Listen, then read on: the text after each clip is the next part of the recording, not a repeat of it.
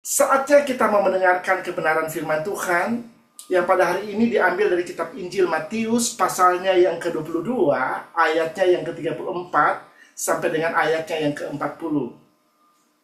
Sekali lagi, khotbah pada hari ini diambil dari kitab Injil Matius 22 ayat 34 sampai dengan ayatnya yang ke-40. Yang bunyinya adalah demikian. Ketika orang-orang Farisi mendengar bahwa Yesus telah membuat orang-orang Saduki itu bungkam, berkumpullah mereka dan seorang dari mereka, seorang ahli Taurat, bertanya untuk mencobai dia. Guru, hukum manakah yang terutama dalam hukum Taurat? Jawab Yesus kepadanya, kasihilah Tuhan Allahmu dengan segenap hatimu, dan dengan segenap jiwamu, dan dengan segenap akal budimu. Itulah hukum yang terutama dan yang pertama. Dan hukum yang kedua yang sama dengan itu, ialah kasihilah sesamamu manusia seperti dirimu sendiri. Pada kedua hukum inilah tergantung seluruh hukum Taurat dan kitab para nabi. Haleluya, sedemikian jauh pembacaan firman Tuhan pada hari ini. Saudara-saudara, kalau saya bisa kasih judul untuk khotbah pada hari ini adalah kasih melebihi segalanya. Sekali lagi, tema kita pada hari ini adalah kasih melebihi segalanya. Pada hari ini saya akan berbicara tentang kasih dan kenapa kasih itu merupakan sebuah hal yang sangat penting dalam kehidupan kita sebagai orang yang percaya. Baik kasih kepada Allah maupun kasih kepada sesama manusia, saudara. Karena untuk itulah Tuhan Yesus telah datang ke dunia ini. Tuhan Yesus datang ke dunia ini karena dia sangat-sangat mengasihi manusia. Saudara-saudara, dalam firman Tuhan yang baru kita baca ini menceritakan percakapan dari Tuhan Yesus dengan seorang Farisi yang juga adalah seorang ahli Taurat. Mungkin kita perlu mengetahui sedikit tentang orang Farisi. Siapakah orang Farisi dan orang seperti apakah orang Farisi? Orang Farisi adalah kelompok religius di kalangan Yahudi yang taat menjaga hukum Taurat dan juga taat menjaga tradisi lisan atau hukum tambahan yang berlaku di kalangan orang Yahudi yang kita kenal dengan istilah atau yang disebut Talmud. Jadi sikap orang Farisi terhadap hukum Taurat, mereka adalah orang-orang yang sangat-sangat menghormati hukum Taurat dan mereka sangat menjaga dengan ketat hukum Taurat. Pada waktu Yesus di dunia ini, Tuhan Yesus banyak mengkritik cara kehidupan dari orang Farisi, saudara. Kenapa? Karena mereka terlalu fokus kepada penampilan luar atau aturan-aturan yang secara lahiriah, tetapi dalam kehidupannya mereka sering hidup hipokrit atau munafik, saudara. Coba kita baca Matius 23 ayat 2 sampai dengan ayatnya yang kelima. Ahli-ahli Taurat dan orang-orang Farisi telah menduduki kursi Musa. Sebab itu turutilah dan lakukan segala sesuatu yang mereka ajarkan kepadamu, tetapi janganlah kamu turuti perbuatan-perbuatan mereka, karena mereka mengajarkannya tetapi tidak melakukannya. Mereka mengikat beban-beban berat, lalu meletakkannya di atas bahu orang, tetapi mereka sendiri tidak mau menyentuhnya. Semua pekerjaan yang mereka lakukan hanya dimaksud supaya mereka dilihat orang. Mereka memakai tali sembayang yang lebar dan jumbai yang panjang. Saudara-saudara, Tuhan Yesus mengatakan dalam firman Tuhan ini, orang Farisi dan ahli Taurat, mereka menduduki kursi Musa. Apa arti dari firman Tuhan ini?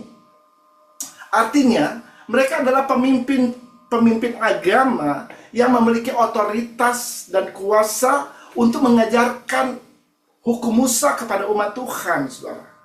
Tuhan Yesus menyuruh supaya orang Israel melakukan apa yang mereka ajarkan kepada orang Israel, saudara. Karena apa yang mereka ajarkan kepada orang Israel itu semua baik. Apa yang mereka ajarkan kepada umat Tuhan pada waktu itu semua baik di hadapan Tuhan.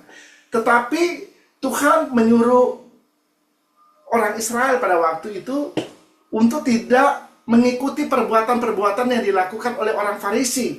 Karena mereka mengajarkan tetapi mereka tidak melakukan itu di dalam kehidupan mereka hari lepas hari.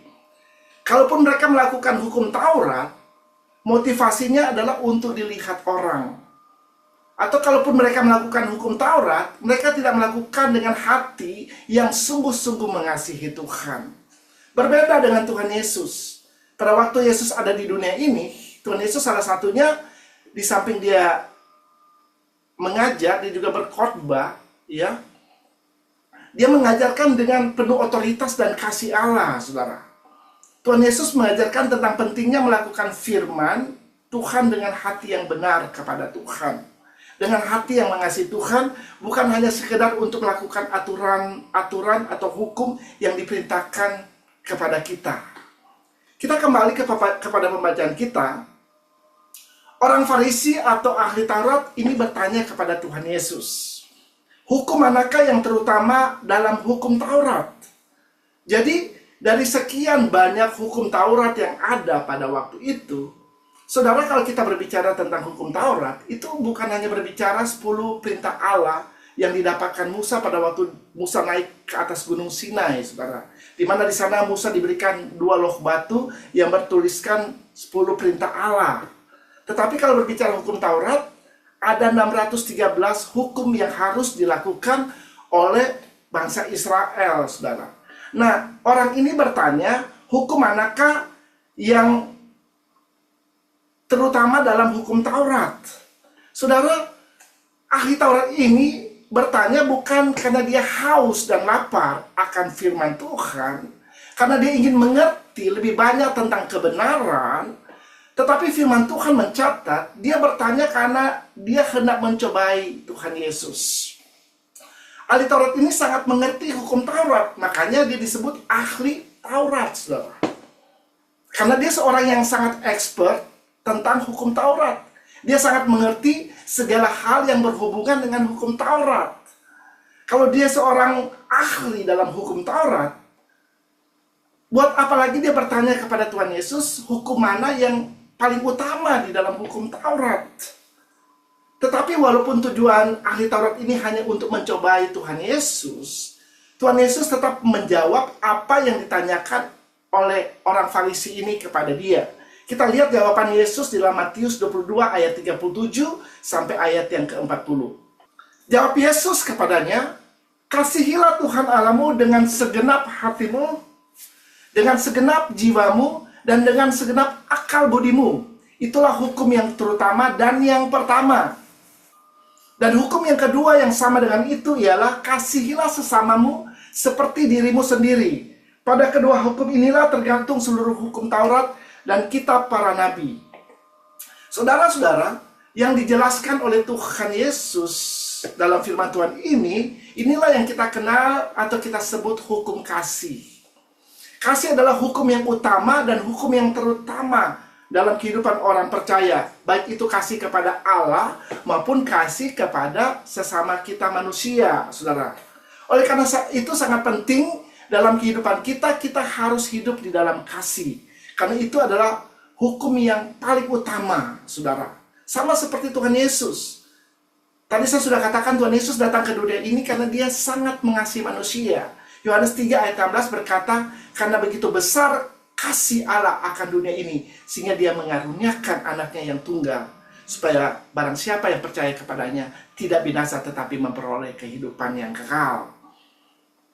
Dan orang-orang yang memilih atau memutuskan untuk hidup dalam kasih Allah, mereka adalah orang-orang yang lahir dari Allah dan orang-orang yang mengenal Allah. Coba kita baca dalam 1 Yohanes 4 ayat 7 sampai dengan ayatnya yang ke-8. Saudara-saudaraku yang kekasih, marilah kita saling mengasihi, sebab kasih itu berasal dari Allah, dan setiap orang yang mengasihi lahir dari Allah dan mengenal Allah. Barang siapa tidak mengasihi, ia tidak mengenal Allah, sebab Allah adalah kasih. Saudara, ayat firman Tuhan ini adalah ajakan kepada kita semua untuk senantiasa hidup di dalam kasih, karena kasih berasal dari Allah. Orang-orang yang hidup dalam kasih adalah orang-orang yang lahir dari Allah dan orang-orang yang mengenal Allah. Jadi tidak mungkin seorang mengatakan dia adalah seorang yang mengenal Allah kalau kehidupannya tidak hidup di dalam kasih Allah. Kalau Anda ingin mengetahui apa itu kasih, Anda bisa melihat itu di dalam 1 Korintus 13 ayat 4 dan seterusnya. Ya, kemarin di gereja ICC di Jakarta, Pastor Dosi khotbah juga tentang kasih, ya. Dan dia menjelaskan tentang apa itu kasih. Ya, dalam 1 Korintus 13 ayat 4 dan seterusnya. Saudara, kalau seorang berkata dia mengasihi Tuhan, tetapi hidupnya masih egois, masih mementingkan diri sendiri, atau masih fokus kepada dirinya sendiri, atau masih suka marah dan tidak bisa menguasai diri, itu artinya orang itu tidak hidup di dalam kasih. Orang yang berkata dia mengasihi Tuhan, tapi masih tidak bisa mengampuni orang yang bersalah kepada dia, orang ini tidak hidup di dalam kasih. Firman Tuhan mengatakan, orang ini adalah orang yang tidak mengenal Allah karena tidak memiliki kasih di dalam hidupnya. Saudara-saudara, kita bisa saja berlaku seolah-olah kita mengenal Allah, atau kita berlaga, ya, seolah-olah kita mengenal Allah, tetapi kita tidak hidup di dalam kasih. Dari buah kehidupan kita, orang bisa tahu siapa kita, apakah kita mengenal Allah atau tidak. Orang-orang bisa lihat dari buah kehidupan kita, saudara. Orang yang hidup mengenal Allah akan terpancar dari kehidupannya, ya. Kasih itu pasti akan terpancar dari kehidupannya, saudara. Hidup dalam kasih adalah bukti dari orang-orang yang lahir dari Allah. Kalau berbicara tentang lahir dari Allah, itu artinya kita adalah anak-anak Allah. Amin. Karena kita lahir dari Allah. Ya. Dan orang yang hidup dalam kasih adalah orang yang mengenal Allah. Orang yang mengenal Allah adalah orang-orang yang mempunyai hubungan yang intim dengan Tuhan, atau orang-orang yang mempunyai hubungan yang dekat dengan Allah, saudara. Ya, nggak mungkin kita mengenal Allah tapi kita nggak kenal siapa dia, kita nggak dekat dengan dia. Semakin kita intim, semakin kita dekat dengan Tuhan, semakin kita akan mengenal siapa Tuhan yang kita sembah, saudara. Dan kita akan mengenal dan mengerti apa yang menjadi kehendak Tuhan di dalam hidup kita. Dan salah satu dari kehendak Allah adalah supaya kita hidup di dalam kasih. Haleluya. Saudara-saudara, tanpa kasih, segala bentuk pelayanan ataupun segala bentuk kegiatan aktivitas keagamaan kita akan kehilangan arti. Mungkin secara lahiriah kita kelihatannya rohani, bahkan sangat rohani. Kita kelihatannya beribadah kepada Tuhan. Kita kelihatannya seperti kita melayani Tuhan. Tetapi tanpa kasih, semua itu akan jadi sia-sia, semua itu tidak ada gunanya di dalam kehidupan kita. Kita bisa baca itu di dalam 1 Korintus 13 ayat yang pertama sampai dengan ayatnya yang ketiga. Sekalipun aku dapat berkata-kata dengan semua bahasa manusia dan bahasa malaikat, tetapi jika aku tidak mempunyai kasih, aku sama dengan gong yang berkumandang dan canang yang gemerincing. Ayat yang kedua, sekalipun aku mempunyai karunia untuk bernubuat, dan aku mengetahui segala rahasia dan memiliki seluruh pengetahuan, dan sekalipun aku memiliki iman yang sempurna untuk memindahkan gunung, tetapi jika aku tidak mempunyai kasih, aku sama sekali tidak berguna. Ayat yang ketiga, dan sekalipun aku membagi-bagikan segala sesuatu yang ada padaku, bahkan menyerahkan tubuhku untuk dibakar, tetapi jika aku tidak mempunyai kasih, sedikit pun tidak ada faedahnya bagiku. Saudara-saudara, kalau Anda memperhatikan ketiga ayat ini mengajarkan kepada kita bahwa kasih adalah hal yang paling penting dalam kehidupan orang yang percaya. Di sini Rasul Paulus menunjukkan kepada kita bahwa semua kemampuan karunia yang dimiliki oleh manusia, misalnya karunia berbicara dalam bahasa roh, karunia untuk bernubuat, wah ini luar biasa. Ya, kita bernubuat, kita bisa mengatakan sesuatu atau sesuatu hal yang akan terjadi di masa yang akan datang, ya. Dan dikatakan kita memiliki segala pengetahuan. Wah, ini luar biasa. Kalau berarti orang ini pinter banget, saudara. Ya, memiliki karunia iman yang bisa memindahkan gunung. Ini dahsyat, saudara. ya, atau bisa membagi-bagikan segala sesuatu yang kita miliki.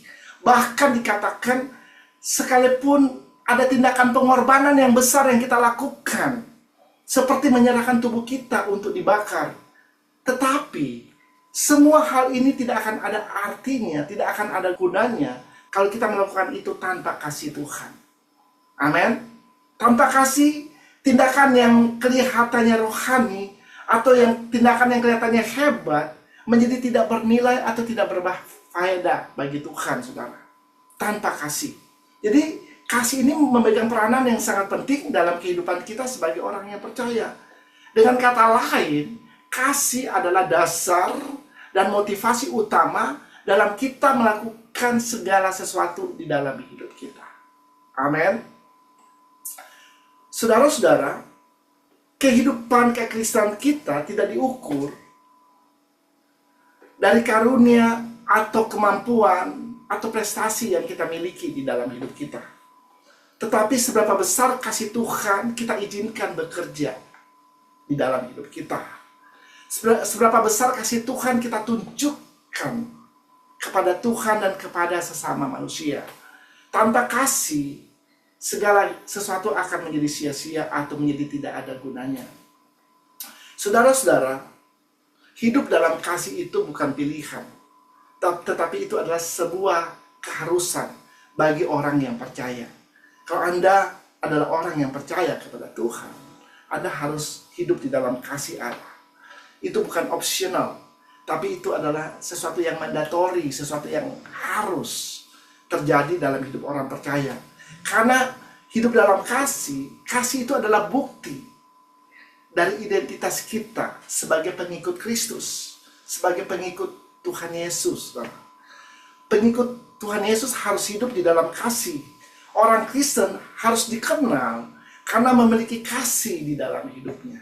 Amin. Haleluya. Selanjutnya, apa yang harus kita lakukan sebagai bukti kita mengasihi Tuhan? Kalau kita mengasihi Tuhan, tentunya kita harus ada buktinya, saudara. Bukti kalau kita cinta Tuhan atau kita mengasihi Tuhan. Sama kalau Anda mengasihi seseorang atau cinta kepada seseorang, pasti orang itu pengen bukti. Apa buktinya? Kalau kita mengasihi orang itu, saudara. Demikian juga dengan Tuhan. Kalau kita mengasihi Tuhan, kita harus buktikan. Nah, buktinya itu kita harus hidup dalam ketaatan untuk melakukan perintah-perintah Tuhan. Kita bisa baca itu dalam Yohanes 14 ayat 21. Barang siapa memegang perintahku dan melakukannya, dialah yang mengasihi aku. Dan barang siapa mengasihi aku, ia akan dikasihi oleh Bapakku, dan aku pun akan mengasihi dia dan menyatakan diriku kepadanya. Haleluya. Jadi orang yang mengasihi Tuhan pasti akan memegang semua perintah Tuhan di dalam hidupnya. Jadi kasih itu bukan sekedar kata-kata semata, atau bukan hanya perkataan saja, tetapi kasih itu nyata dalam perbuatan kita hari lepas hari. Dan itu bisa dilihat oleh orang-orang yang ada di sekitar kita, saudara. Saudara-saudara, apa yang Tuhan perintahkan dalam hidup kita sebenarnya itu adalah untuk kebaikan kita. Amin. Ya, jadi Anda jangan pernah mencurigai pada waktu Tuhan menyuruh atau memerintahkan sesuatu di dalam hidup kita. Karena sesungguhnya apa yang Tuhan perintahkan itu untuk kebaikan kita. Ya sama di dalam kehidupan kita. Di dunia ini, ya, ada peraturan-peraturan hukum-hukum yang mengatur kehidupan kita, mengatur kehidupan di dalam masyarakat. Ya, misalnya, kalau kita pergi berbelanja ke supermarket, kita ambil gula, ambil garam, ya, ambil ikan, ambil ayam di sana. Waktu Anda keluar, Anda harus bayar itu di kasir. Ya, nggak bisa Anda cuma ambil dan Anda keluar, saudara. Ya, pasti akan bisa dipenjara, saudara. Ya, jadi ada aturan-aturan yang mengatur kehidupan kita. Demikian juga pada waktu Anda menyetir mobil di jalanan, saudara. Pada waktu Anda menyetir mobil itu, Anda harus memperhatikan rambu-rambu yang ada di sekeliling Anda, saudara. Kenapa? Karena ini sangat penting, saudara. Waktu kita menyetir mobil ada peraturannya. Ya misalnya di sini ada speed limit yang ditaruh di setiap jalan.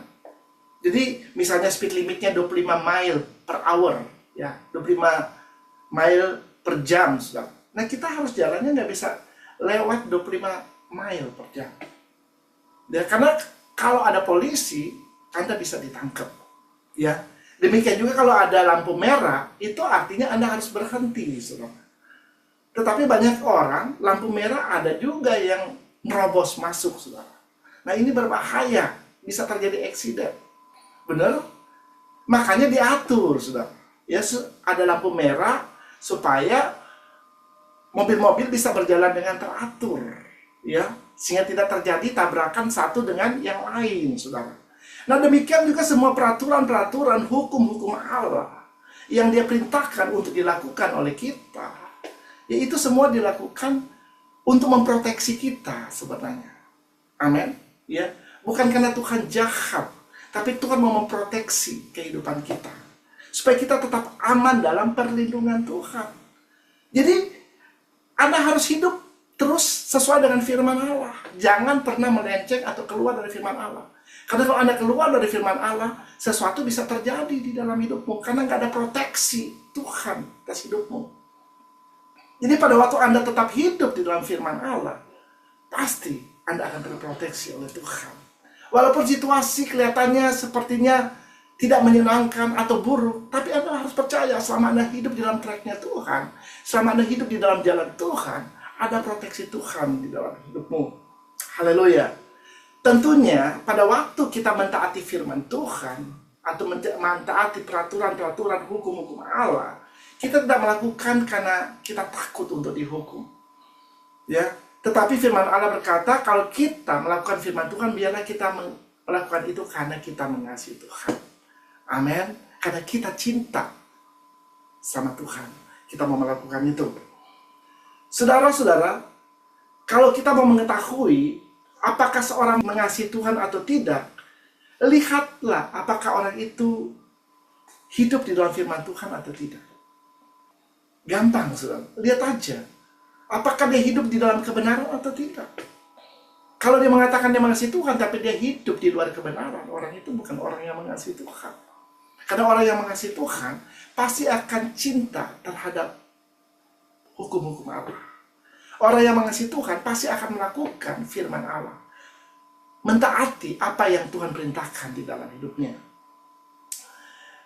Selanjutnya, apakah janji Tuhan bagi orang-orang yang mengasihi Dia? Yang pertama, yang saya akan bagikan pada saat ini, janji Tuhan bagi orang-orang yang mengasihi Dia, Tuhan akan menyertai kehidupannya. Kita bisa lihat itu dalam Yohanes pasal 14 ayat 23. Jawab Yesus, jika seorang mengasihi aku, ia akan menuruti firman-Ku dan Bapa-Ku akan mengasihi dia, dan kami akan datang kepadanya dan diam bersama-sama dengan dia. Saudara-saudara, di sini dijelaskan orang yang mengasihi Tuhan, dijelaskan Allah Bapa akan mengasihi dia. Dan bukan hanya itu saja, dikatakan dan kami yang dimaksud di sini adalah Allah Bapa, Allah Anak, dan Allah Roh Kudus. Bayangkan, ketiga yang esa itu akan datang dan diam bersama-sama dengan dia. Wah, luar biasa, saudara. Komplit, ya. Bapa menyertai hidup kita. Roh Kudus menyertai hidup kita. Anak juga menyertai hidup kita. Artinya Tuhan menyertai hidup kita. Kalau Tuhan menyertai hidup kita, perlukah kita takut? Perlukah kita khawatir tentang apa yang akan terjadi dengan hidup kita? Saya percaya kalau kita tahu ada Tuhan yang menyertai hidup kita, tidak akan ada lagi ketakutan, tidak akan ada lagi kekhawatiran dalam hidup kita. Karena kita tahu bahwa situasi, tantangan, persoalan, pencobaan bisa datang di dalam hidup kita. Bahkan nggak diprediksi, bisa tiba-tiba terjadi situasi, tantangan, pencobaan dalam hidup kita. Tetapi yang kita perlu tahu juga, kalau Anda adalah orang yang sungguh-sungguh mengasihi Tuhan, ada Tuhan yang menyertai hidupmu. Jadi Anda nggak usah takut. Tantangan, pencobaan, pergumulan bisa saja datang dalam hidup kita. Tetapi bersama dengan Tuhan, kita pasti bisa keluar dari setiap masalah, setiap pencobaan, tantangan yang terjadi dalam hidup kita. Haleluya. Apalagi yang akan terjadi bagi orang yang mengasihi Tuhan? Yang kedua, Allah akan bekerja dalam segala sesuatu untuk mendatangkan kebaikan di dalam hidupnya. Kita bisa baca itu di dalam Roma pasal 8 ayatnya yang ke-28. Kita tahu sekarang bahwa Allah turut bekerja dalam segala sesuatu untuk mendatangkan kebaikan bagi mereka yang mengasihi Dia, yaitu bagi mereka yang terpanggil sesuai dengan rencana Allah. Haleluya. Saudara, dengan jelas firman Tuhan menjelaskan kepada kita, jika kita mengasihi Tuhan Allah dengan segenap hati, dengan segenap jiwa dan kekuatan kita, maka Tuhan akan membuat segala sesuatu yang buruk, sesuatu yang jelek yang terjadi dalam hidup kita menjadi kebaikan buat hidup kita. Ya, jadi segala sesuatu bisa dibuat menjadi baik oleh Tuhan kalau kita hidup mengasihi Dia. Ya, di dunia ini tadi saya katakan bisa saja pencobaan, tantangan demi tantangan terjadi dalam hidup kita. Nah, tentunya ini bukan sesuatu hal yang menyenangkan yang kita alami dalam hidup kita. Tetapi Tuhan sanggup membuat itu menjadi kebaikan buat hidup kita. Ya, iblis bisa saja melemparkan pencobaan dalam hidup kita. Bisa saja, karena dia adalah pencoba. Nama dari iblis adalah pencoba. Dia selalu mau mencobai kita. Tujuannya hanya satu, supaya orang percaya itu bisa dihancurkan, dibinasakan. Karena iblis datang untuk mencuri, membunuh, dan membinasakan hidup kita. Tetapi percaya, ada Tuhan yang selalu mau melakukan kebaikan dalam hidup kita. Saudara, kita harus percaya bahwa Tuhan kita itu adalah Allah yang baik. Dia bukan Allah yang baik, tapi Dia maha baik. Dan Dia mau melakukan kebaikan demi kebaikan, dan kebaikan, dan kebaikan, dan kebaikan. Jadi nggak pernah Tuhan Yesus merancangkan kejahatan dalam hidup kita. Amin. Ya, jadi nggak pernah curiga. Jangan pernah curiga sama Tuhan. Yang Tuhan mau lakukan dalam hidup kita hanya kebaikan. Jadi kalau ada sesuatu yang jahat yang terjadi dalam hidupmu, itu bukan datang dari Tuhan. Nah, karena kita punya Tuhan, kita harus percaya bahwa Tuhan sanggup mengubah apa yang jahat, apa yang tidak baik yang terjadi dalam hidup kita menjadi kebaikan. Amin. Ya. Dan ini diperuntukkan bagi orang-orang yang mengasihi Dia. Ya, kalau Anda melihat Roma 8 ayat 28 ini adalah janji Tuhan yang hanya diperuntukkan bukan untuk semua orang, saudara. Tapi hanya diperuntukkan bagi orang-orang yang mengasihi Dia. Amin. Ya, kalau Anda mengasihi Tuhan, pasti Tuhan akan membuat segala sesuatu yang jahat, yang tidak baik di dalam hidupmu menjadi kebaikan di dalam hidupmu. Haleluya. Saya tidak akan memperpanjang khotbah pada hari ini. Kita sudah belajar tentang pentingnya hidup di dalam kasih. Hidup dalam kasih berarti kita menjadikan kasih sebagai dasar dalam setiap tindakan dan hubungan atau relasi kita dengan sesama kita. Sama seperti Yesus, Dia telah datang ke dunia ini karena Dia mengasihi kita. Dia datang, Dia mati, Dia disalibkan karena Dia mengasihi kita.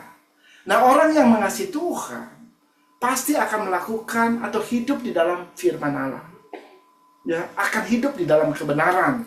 Dan semua orang yang mengasihi Tuhan, ada janji Tuhan, Dia akan menyertai kehidupan kita, dan Dia akan membuat apa yang jahat, apa yang buruk dalam hidup kita menjadi kebaikan dalam hidup kita. Saudara-saudara, marilah kita hidup di dalam kasih, karena Tuhan telah lebih dahulu mengasihi kita. Mari kita mau hidup di dalam kasih karena Tuhan itu adalah kasih. Dan kasih itu melebihi segalanya. Amin.